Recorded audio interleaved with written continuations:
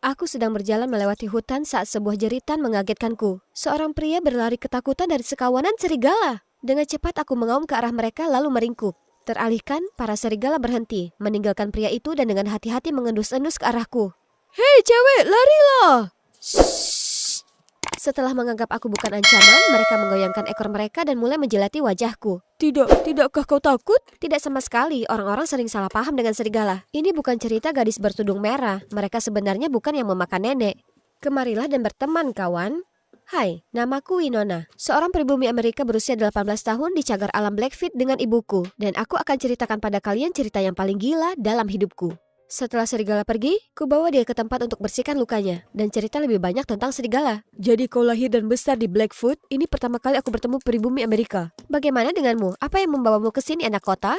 Aku sebenarnya pianis yang jalan-jalan ke sini mencari inspirasi. Sudahkah kau temukan ataukah justru hampir kehilangan dirimu sendiri tadi?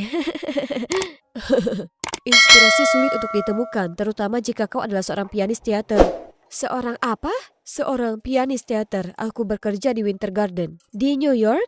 Wah, mimpiku adalah menjadi aktris musikal Broadway. Sebenarnya teaterku sedang mencari kru panggung. Kau bisa mulai dari situ dan aku akan cari cara untuk mengenalkanmu ke orang yang tepat.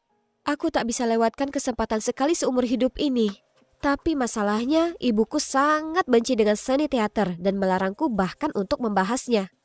Jadi, aku harus menyusun rencana. Ku bawa Luke pulang untuk makan siang. Ibu sangat menerima dan bahkan menyiapkan jamuan makan. Jadi kamu Luke ya? Apa yang membawamu ke Montana? Saya sedang mengerjakan riset sekolah. Saya kuliah.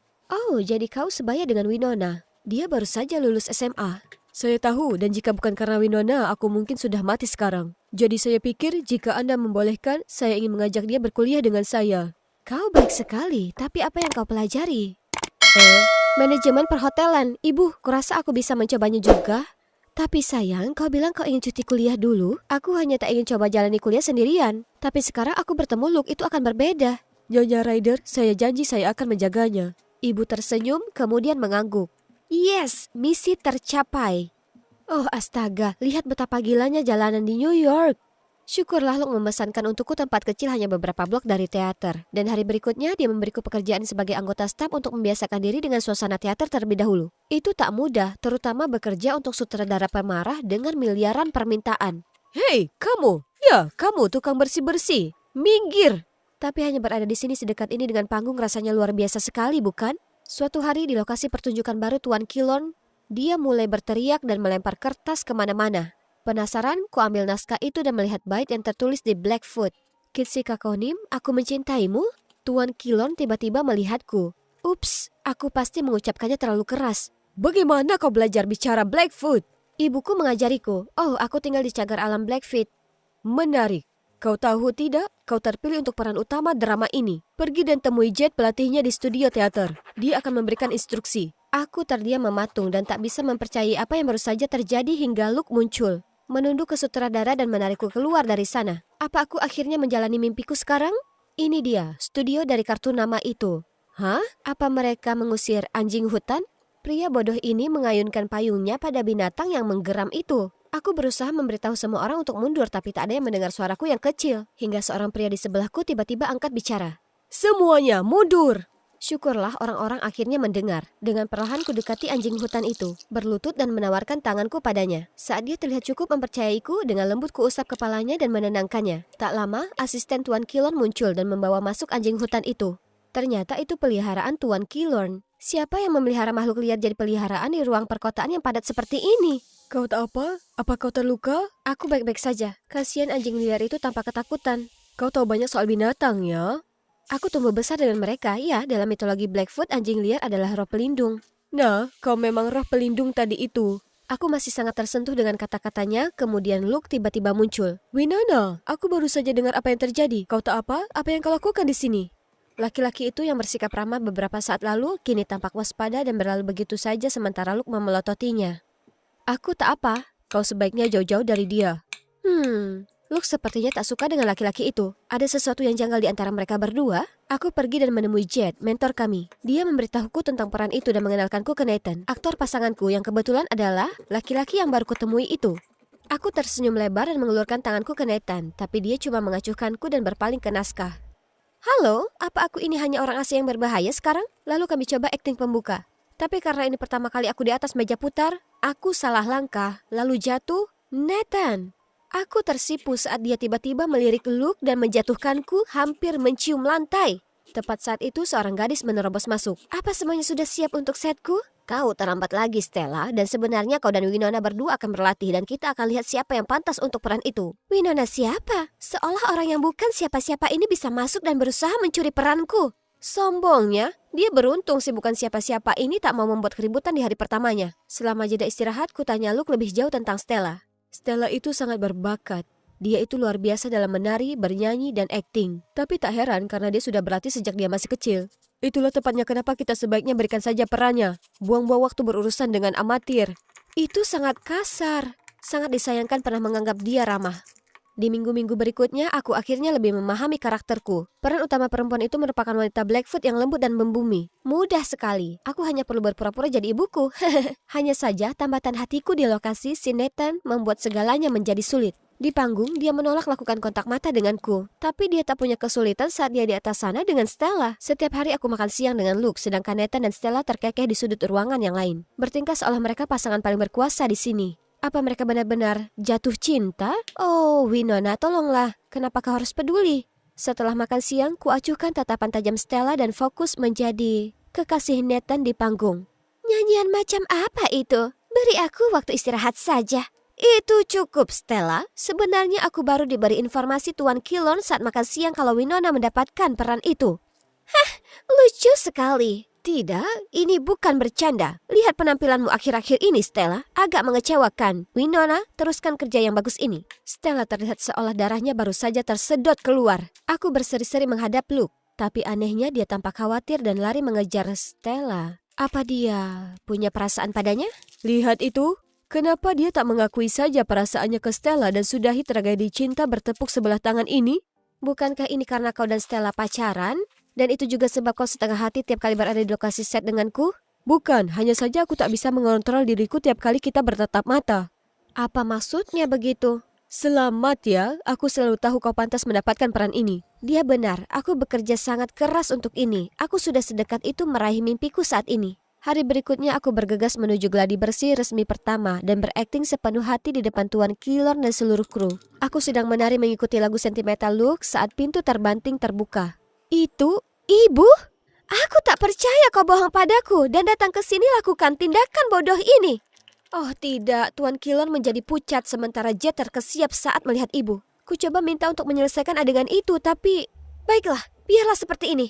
Sampai kau akhirnya paham kau bukan lagi putriku. Ibu lalu segera keluar dari sana. Tuan Kilor memberitahu semua orang untuk istirahat lalu ikut pergi. Aku segera datangi Luke dan bertanya apa dia memberitahu ibuku kebenarannya. Tapi saat dia tergagap, Tuan Kilor mendatangi kami berdua. Aku tak tahu kau harus berbohong pada ibumu untuk sampai di sini. Ya, sayangnya begitu. Ibu tahu tentang mimpi beraktingku tapi ia selalu bersikap negatif akan itu. Apa benar begitu? Ya, kau lakukan pekerjaan dengan baik. Teruskan berlatih untuk pertunjukan. Dan mungkin, ajak aku ke ibumu kapan-kapan dan akan kucoba jelaskan ini padanya. Terdorong oleh umpan balik sutradara, keesokan harinya dengan percaya diri aku berakting. Namun Jet sepertinya tak puas dan mengkritik gerakanku mengatakan kalau itu terlalu kaku. Winona, aku berikan peran itu ke Stella. Kau perlu latihan lebih lanjut. Apa? Aku bukan mainan yang bisa kau lemparkan ke sana-sini. Apa ini semua hanya sebuah pertunjukan agar aku dan dia saling diadu domba? Ada apa itu tadi? Kenapa berubah? Kau tak memenuhi syarat, kembalilah kepada ibumu. Apa urusannya ini dengan ibuku? Aku tak tahu apa yang terjadi, tapi aku yakin akan satu hal. Aku perlu membuktikan diri. Jadi aku tinggal di studio untuk berlatih, berayun, dan melenggangkan jiwaku di bawah cahaya studio hingga tak sengaja kakiku terkilir. Tepat saat itu Nathan datang dan membantuku berdiri. Kenapa kau masih di sini? Kulihat kau tetap di sini, jadi kupikir aku akan tinggal lebih lama. Saat dia berbicara, dengan lembut ditekannya kantung es ke pergelangan kakiku. Kurasakan getaran dalam diri, tapi tiba-tiba aku ingat sikapnya sebelumnya dan mendorongnya menjauh. Siap untuk berdiri, tapi terjatuh ke dalam pelukannya lagi. Kau pasti berpikir aku ini pelin-pelan, tapi aku hanya tak ingin Luke salah paham akan segalanya. Apa maksudmu? Kita hanya berteman, dan ada apa antara kau dan Luke? Kemudian dia memberitahuku kalau dia dan Stella dulu sahabat baik di sekolah akting. Hingga Luke muncul. Luke langsung tertarik dengan Stella dan minta Nathan untuk mencomblangkan mereka. Nathan tentu saja dengan senang hati setuju. Tapi hari berikutnya Stella tiba-tiba mengungkapkan perasaannya ke Nathan tepat di depan Luke. Luke tidak menerimanya dengan baik dan mengira aku mempermainkannya. Dia membenciku sejak itu. Jadi kau dan Stella hanya teman? Kami berteman. Stella mungkin tampak kekanakan, tapi dia sebenarnya baik. Dia menghadapi banyak hal dalam dirinya. Aku hanya memperhatikannya. Tapi saat ini dia harus belajar untuk berdiri sendiri karena kurasa aku sudah temukan ruh pelindungku. Ruh pelindungnya? Kami sangat dekat. Aku bersumpah kami hampir berciuman. Tapi segera aku lepas dan bilang aku harus pergi berlatih. Gladi resik terakhir adalah kesempatan terakhirku untuk dapatkan peranku kembali saat ini. Aku muncul hanya sebagai pengganti hari ini, tapi saat semua orang bersiap gladi bersih, satu-satunya yang menghilang adalah Stella. Sepertinya tak seorang pun berhasil menghubunginya dan sutradara mulai tak sabar. Jet tak punya pilihan lain kecuali mendorongku ke panggung. Luke sepertinya tak senang dengan pergantian ini dan tiba-tiba memainkan piano lebih cepat dari yang kuharapkan. Kebingungan, kuhela napas panjang dan biarkan diriku sendiri terhanyut secara alami mengikuti ritmenya. Saat jeda, aku bertanya pada Luke, kenapa begitu? Hentikan Winona, aku sudah tahu. Kau di sini semua berkat ayahmu sang sutradara. Tapi kau membodohiku dengan cerita kecilmu. Kau paksa Stella menyingkir dari peran yang dipilihnya untuknya.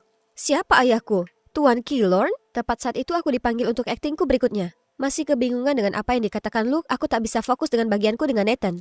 Tiba-tiba aku dengar Nathan teriakkan namaku dan loncat untuk mendorongku ke samping. Aku terjatuh ke lantai dan melihat lampu gantung besar mendarat di atas Nathan. Semua orang bergegas untuk memeriksa kami dan di antara kerumunan datanglah ibuku. Kami semua menunggu dokter untuk memeriksa Nathan saat Luke tiba-tiba berujar. Aku minta maaf atas apa yang kukatakan. Jet bilang Tuan Killorn ayahmu dan kalian berdua memaksa Stella untuk melepaskan perannya. Tuan Killorn dan aku sama-sama menatap ibu dengan tatapan heran. Winona adalah putriku? Itu benar, Andrew. Tapi jangan khawatir, setelah Nathan pulih, akan kubawa Winona pulang. Tak akan mengganggumu dan Jet lagi. Tidak, kau ini salah paham. Kenapa kau tak memberitahu soal putri kita? Jet bilang kalau aku memberitahumu dia akan menyakiti Winona. Tunggu, apa ini ada hubungannya dengan kecelakaan itu? Karena tepat sebelum adegan, kulihat Jet berbicara ke anggota kru yang mengatur panggung untuk Nathan dan Winona. Aku akan memeriksa ini sekarang juga. Jadi, drama ini tentang Andrew dan seorang wanita Blackfoot yang jatuh cinta. Ini tentang Anda dan Ibu?